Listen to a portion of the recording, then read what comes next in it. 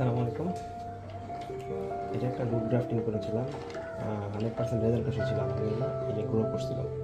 তো ফাঙ্গাস এমন একটা খারাপ জিনিস, এই গাছটাকে ওই মাত্র 2-3 দিনের ডিফারেন্সে এতখানি পর্যন্ত খেয়ে ফেলছে। এই যে এতখানি পর্যন্ত খেয়ে ফেলছে মাত্র 2 দিনের ডিফারেন্সে। হ্যাঁ, তারপর খেয়াল রাখবেন যারা গ্রাফটিংয়ের কাজ টাজ করেন, মানে বাস ছোটো বংশাইতে যারা গ্রাফটিং করেন বা বিভিন্ন গ্রাফটিংয়ের ডিজাইন নিয়ে কাজ করেন, তারা খেয়াল রাখবেন অবশ্যই। হ্যাঁ, এটা একটা দারুণ ম্যাটেরিয়ালস। আমি যদি দেখে আপনাদের, এটা আরও মোটা ছিল একটু, এখন গাছটা অসুস্থ থাকার কারণে, আনহেলদি থাকার কারণে একটু শুকিয়ে গেছে।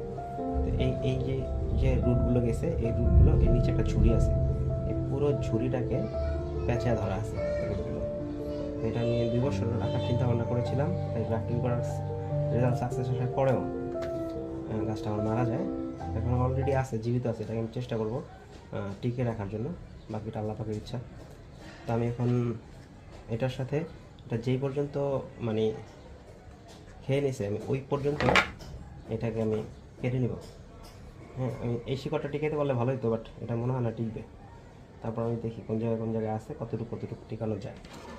সাথে থাকবেন, সর্বোচ্চ চেষ্টাটা করবো। বিসমিল্লাহ।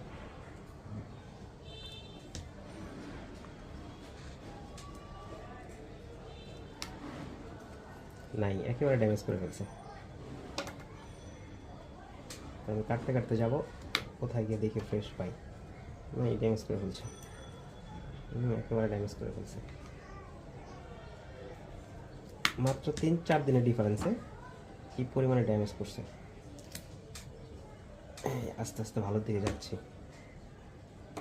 তবে যেই পর্যন্ত ফ্রেশ না আসে এই পর্যন্ত আমি গ্রাফটিং করবো না। আমি একটু দাগ রাখতে চাচ্ছি না।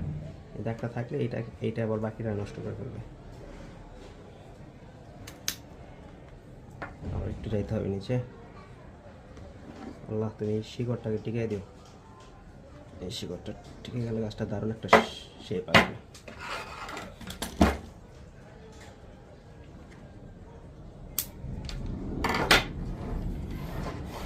শিকড়টা টিকে গেলে দারুণ একটা শেপ আসবে।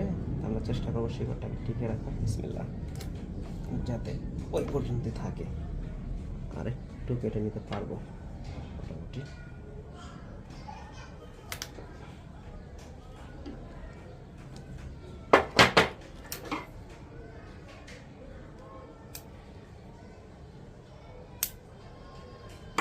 আচ্ছা, গ্রাফটিংয়ের ক্ষেত্রে একটা জিনিস খেয়াল রাখবেন, আপনার যেই নাইফ বা যেই